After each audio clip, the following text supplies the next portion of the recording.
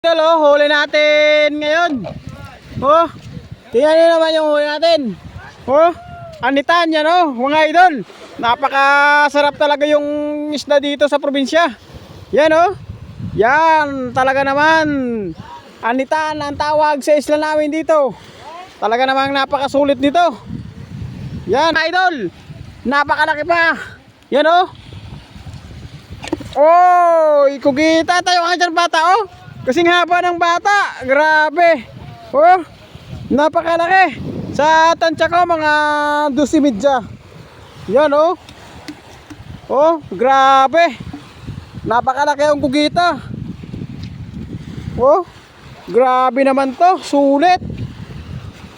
Oh, may pangulam na. Makakabinta pa. Basta masipag lang talaga dito sa Islao. Napakalaki. Nasa mahigit 2 kilohin to. Yan. Oh, sigurado na naman ang pangulam.